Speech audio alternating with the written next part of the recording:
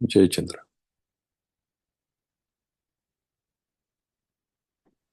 జై శ్రీరామ్ గురుగారు. గురుగారు, సముద్రమందలి జలము భూమి కదలిక వల్ల లేదంటే గాలి వల్ల రకరకాల తరంగాలు ఏర్పడి మళ్ళీ అందులో ఐక్యం అవుతుంది గురుగారు. కానీ తరంగానికి మధ్యలో పోటీ ఏం లేదు. అది ఇన్ఫ్లుయెన్స్, ఎయిర్ వల్ల ఇన్ఫ్లుయెన్స్ అయ్యేది జరుగుతుంది. బట్ బ్రహ్మం నుంచి ఇంకొక బ్రహ్మం కొన్ని కోట్ల బ్రహ్మాలు పుట్టినప్పుడు భేదాభిప్రాయాలు వస్తున్నాయి, గొడవలు జరుగుతున్నాయి. అది ఇది రెండు ఈక్వల్ ఎలా అవుతాయి గురుగారు? అర్థం కావటం లేదు గురుగారు. సముద్రం నుంచి వచ్చే ఘోష, శబ్దం ఎక్కడి నుంచి వస్తుంది?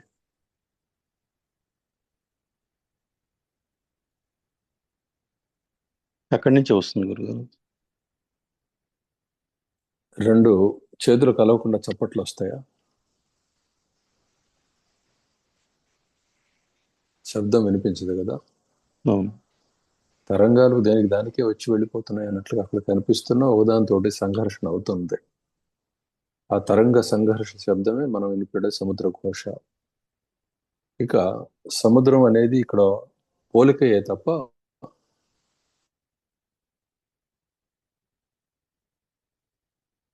అచ్చంగా సముద్రంలో అనేది ఉంది అని కాదు అర్థం. సముద్రానికి ఎల్లలు ఉన్నాయి ఇక్కడ, ఎంత పెద్దదని చెప్పబడ్డా దానికి తూర్పు, దక్షిణం, పశ్చిమం, ఉత్తరం అనే దిక్తటాలు ఉన్నాయి. అంటే ఆయా ఒడ్డులు ఉన్నాయి, కానీ బ్రహ్మానికి ఆ ఒడ్డులు లేవు. ఇది ఉపమానం.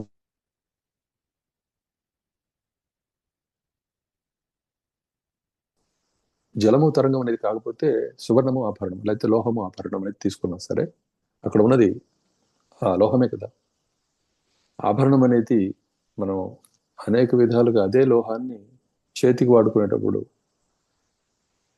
ఒక పేరుతోటి, మెడకు తగిలించుకున్నప్పుడు ఒక పేరుతోటి, నడుముకు తగిలించుకుంటే ఒక పేరుతోటి, ఇలా ఆయా అంగాలలో అది ఆభరణంగా మారినప్పుడు వేరే వేరే పేర్లతోటి పిలువబడ్డా మొత్తానికి అది ఆ బంగారం మాత్రం ఎలా ఇవ్వనుందో అదేవిధంగా సముద్రము, నది, వర్షజలము, మేఘము, మంచు ఇత్యాది నామాలతో పిలువబడ్డా సరే అంతా జలం గురించే మనం ఇక్కడ మాట్లాడుతూ ఉన్నాం. ఉపమానంలో కూడా సముద్రంలో కూడా గడ్డగట్టిన ప్రాంతము, ఆ ప్రాంతంలో అలలు లేవు కదా, గాలి ఉన్నప్పటికీ కూడా. కాబట్టి ఇదంతా కూడాను వస్తువు తన ప్రదర్శన మొదలుపెట్టినప్పుడు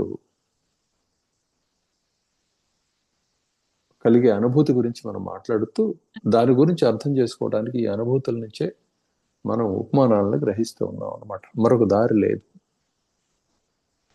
అనుభవ కాలంలో నేను ఫలానా అనే ఆ నిశ్చయం ఏదైతే ఉందో దానికి రావటానికి ఆ నిశ్చయం చేసుకున్న వాని యొక్క చైతన్యమే కారణం.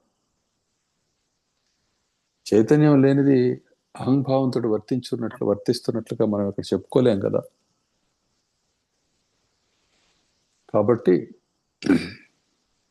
దీన్ని ఉపమానంగా మాత్రమే గ్రహించాలి. ఇక బ్రహ్మమునందు మరి ఈ సముద్రంలో ఉన్న సహకారి కారణాలు అంటే ఏమిటి? గాలి, గ్రహాల మధ్యలో ఆకర్షణ వికర్షణలు, చంద్రుడు, సూర్యుడు ఇత్యాది కారణాలు ఉన్నాయి ఇక్కడ సముద్రంలో అలలు కలగడానికి. కేవలం గాలి ఒకటి మాత్రమే కాదు. అసలైన గాలి అన్నా కూడా ఆ వీచేది ఆ దాన్ని మాత్రమే గాలి అనం. ఈ విషయ వివరణ మనం ముందే చెప్పాం మీకు. సైన్స్ పరంగా దాన్ని అర్థం చేసుకోలేకపోయిన వీళ్ళు వాస్తవానికి గాలి అంటే ఒక స్థానం నుంచి మరొక స్థానానికి ఏదైనా వార్త వెళుతున్నా, వస్తువు వెళుతూ ఉన్నా, భావన కదిలినా సర్వము కూడా వాయు స్వరూపమే. ఇది గుర్తుపెట్టుకోవాలి. విద్యుత్ తరంగాలు కూడా వాయు రూపమే, ప్రతి కదలిక వాయు రూపమే. అలానే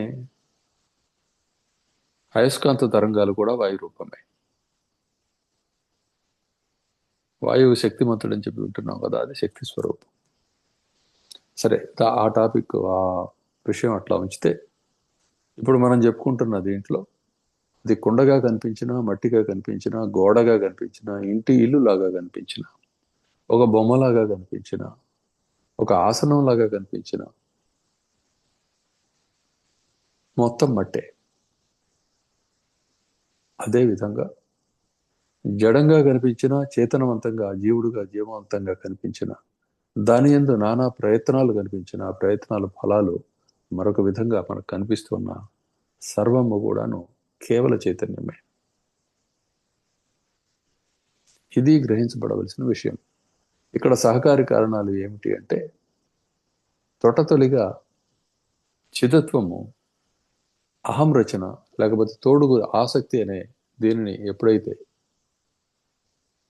పొందిందో, అక్కడ నుంచి దానికి అదే తోడై, ఆ తోడు ఈ తోడు మధ్యలో జరుగుతున్న వ్యవహారం వల్ల ఈ సర్వము ఉత్పన్నమైనట్లుగా కనిపిస్తూ, ఆ నిశ్చయాలే నిలబడుతూ మరలా వెళ్ళిపోతూ విషయాన్ని తెలుసుకొని, లేకపోతే తెలుసుకోకపోయినట్లయితే పరస్పర వ్యవహార కారణం చేత, స్పంద కారణం చేత కొంతకాలం వర్తిస్తూ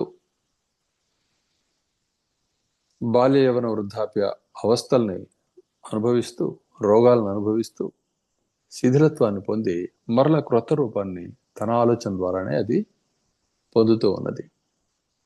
కానీ తాను వాస్తవం ఏమిటి అని చెప్పి కనుక తన స్థితి ఏమిటి అనేది నిశ్చితంగా అది పరిశీలించుకోవడం మొదలు పెట్టడంతో, అంటే ఇప్పుడు మన ఈ సాధనా రూపమైన ఈ ప్రక్రియ మొదలవడంతో అది క్రమంగా తనను తాను గమనించగలుగుతుంది.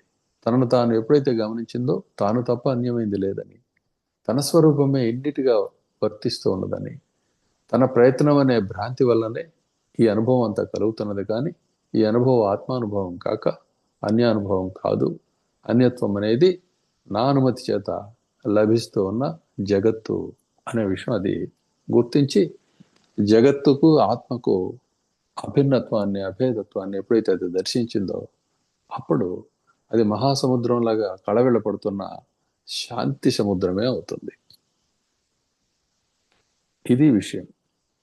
ఇది అనేకత్వ దర్శనం కలుగుతున్న చోట అప్పటికి అది అర్థం కానప్పటికీ క్రమక్రమంగా ఈ సాధనలో ముందుకు సాగుతూ ఉండే కొలది అర్థమవుతుంది. ఒక్కొక్క దాన్ని లయం చేసుకుంటూ వెళ్ళేది అన్నిటినీ లయం చేసుకుంటుంది. ఈ లయం చేసుకోవడం అనే కార్యక్రమం కూడా భ్రాంతి అని అర్థం చేసుకుంటుంది. ఆసక్తిని వీడి తాను తానుగా ఉంటుంది. ఇది తత్వం. అదే బ్రహ్మం. అనేక బ్రహ్మాలు అనేవి లేవు. ఏక బ్రహ్మమే, అద్వితీయమే. దానికి తోడు కావాలనుకుంటే అది కేవల చైతన్యం మాత్రం కాబట్టి చైతన్యానికి అడ్డేముంది? తోడును సృష్టించుకుంటుంది. ఆలోచనయే దానికి తోడు. ఆలోచన ఎందలి నిర్దేశాలే ఇక్కడ కనపడుతున్న నియమాలు, నియతులు. ఇది తత్వం. ఇదేం తెలుసుకోవటానికి మనం ఈ అభ్యాసం చేస్తున్నాం. తీసుకోబడే ఉపమానాలన్నీ కూడాను జగత్ సంబంధమైన ఉపమానాలే గ్రహించబడతాయి, కానీ జగదతీతంగా దేనిని ఊహించడానికి కానీ చెప్పుకోవటానికి కానీ కుదరదు. మనం పూర్వపు భ్రాంతి లాగానే ఇప్పుడు కూడా ఈ ఉపమానాల్లోకి వెళ్ళిపోయి మరలా ఆ దృశ్యంలో కాసేపు తిరుగుతాం. ఇక్కడ ఎలా ఉంది కదా అని అనిపిస్తుంది. ఇదంతా కూడాను తరంగ బుద్ధి వల్లనే కలుగుతూ ఉన్నది. తరంగ బుద్ధి వీడి వాస్తవాన్ని ఎలా సాక్షి మాత్రంగా దర్శిస్తూ ఉన్నట్లయితే, అంటే ఈ జగత్తులో నీవు లేవు కానీ జగత్తు నువ్వు దర్శిస్తున్నావు అనుకున్నప్పుడు నీకు ఎలా ఉంటుంది? ఒక వ్యవహారంలో, ఒక వివాదంలో స్వయంగా నీవు పాలు పంచుకోకుండా దాన్ని సాక్షి మాత్రంగా గమనిస్తూ ఉన్నట్లయితే నీకు ఎటువైపు కూడాను పక్షపాతం లేకుండా నువ్వు దాన్ని చూస్తూ ఉంటావు. ఆ సందర్భంలో న్యాయం స్పష్టంగా స్ఫురిస్తుంది. కానట్లయితే న్యాయం తన వైపుకు మాత్రమే అనుకూలంగా ఉండేది మాత్రమే న్యాయం అని అనిపిస్తుంది. అదేవిధంగా ఇక్కడ ఈ జగత్తులో నేను ఫలానా అని చెప్పి నిశ్చయం చేసుకున్నవాడు న్యాయాన్ని పరికరించలేడు, ఇక్కడ తత్వాన్ని చూడలేడు. ఇదంతా ఏకమని చెబుతున్నారు కదా, నేను ఒడ్డును కూర్చొని ఆలోచన చేస్తాను అని చెప్పి చూస్తూ ఉన్నప్పుడు వాటి జగత్తులో జరుగుతున్న నానా విధానాలు, వాళ్ళు పొందుతున్న విషయాలు, కర్మ, దాని ఫలము, బంధము ఇత్యాది వ్యవహారాలన్నీ స్పష్టంగా సశాస్త్రీయంగా అనుభవానికి రావడంతో, వివరణ అందటంతో ఇక తాను తప్ప అన్యమైందే లేదు. ఈ ప్రత్యేకమైన నేను జయచంద్రుని అని చెప్పి అనుకోవటం వల్ల ప్రయోజనం ఏమి లేదు. ఎందుకంటే ఇది తాత్కాలికం. రెప్పపాటు కాలం ఈ జయచంద్రత్వం అనేది. ఆ తర్వాత మరొక చంద్రుడు, ఇంకొక చంద్రుడు, ఇంకొక సూర్యుడు, అంతే. అంతే తప్ప ఇలా ఎంతకాలం ఉన్నా కూడా ఇది ఇంతే అని చెప్పే విషయం అర్థం చేసుకొని దేని ఎందుకు కూడా ప్రత్యేకమైన ఆసక్తి కానీ అనాసక్తి కానీ లేని స్థితిని పొందడం జరుగుతుంది. అప్పుడు తాను అద్వైడు అవడం జరుగుతుంది. కాబట్టి నీ ఆలోచన ఒక తరంగం, నీ చేత ఒక తరంగం, అంటే నీ పని, తత్ఫలితం ఒక తరంగం, ఆ అనుభూతి ఒక తరంగం, దాని యందు అనేకత్వం తరంగాలు. ఈ తరంగాల మధ్య ఆ బుద్ధి ఉన్నది కాబట్టి, ఎక్కడెక్కడ తరంగ బుద్ధి ఉన్నది కాబట్టి ఒకదానికొకటి వ్యవహారాన్ని మొదలుపెట్టి చేసుకుంటూ వ్యవహార ఫలంగా తామే ఉద్భవిస్తూ, అంటే మరలా బ్రహ్మస్వరూపమే, బ్రహ్మ పదార్థమే ఇన్ని వస్తు రూపంలో ఉద్భవిస్తూ పునః వ్యవహారబద్ధం అవుతూ ఈ విధంగా అనంతంగా ఈ అనుభూతి సాగిపోతూ ఉన్నది. కానీ అనుభూతి వెనుక దాన్ని అంతా అనుభవిస్తూ నానాత్వంతో కూడా అనుభవిస్తూ ఉన్నవాడు కేవలం బ్రహ్మస్వరూపుడైన పరమాత్మ మాత్రమే. అతడు తప్ప, అతని శక్తి తప్ప అన్యమైనది ఏమీ లేదు. ఇదంతా దేవుడు, దేవుని మహిమ అని ఒక మాటతో చెప్పుకోవచ్చు. నీవు నీ మహిమ తప్ప అన్యమైనది ఏమీ లేదని ఇంకో మాటతో చెప్పవచ్చు.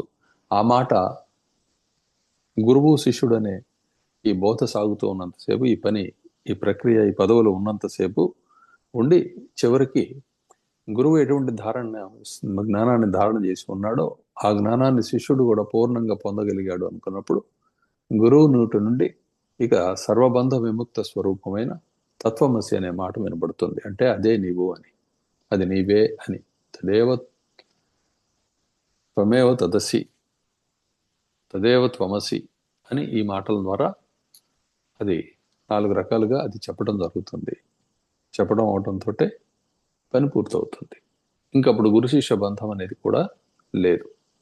గురువు ఎవరు, శిష్యుడు ఎవరు, సర్వము తానే అనే స్థితి కలుగుతుంది. దాని యందు జగదనుభవం కలుగుతుంటే గురు శిష్యత్వాన్ని గౌరవిస్తాం.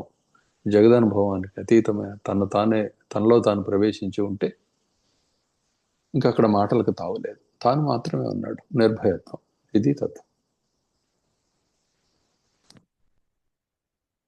అర్థమైందా? అర్థమైంది గురువు. ఇంకా ఉందా ఏమన్నా? జై శ్రీరామ్. మాధవ మాయేస నారాయణ సద్గురుడవీవే నారాయణ ఆత్మవు నీవే నారాయణ ఈశుడు నీవే నారాయణ యోగాత్మ యాగాత్మ నారాయణ సకలాత్మ స్వాత్మ నారాయణ యశోమతీశ నారాయణ సాధుశీలేశ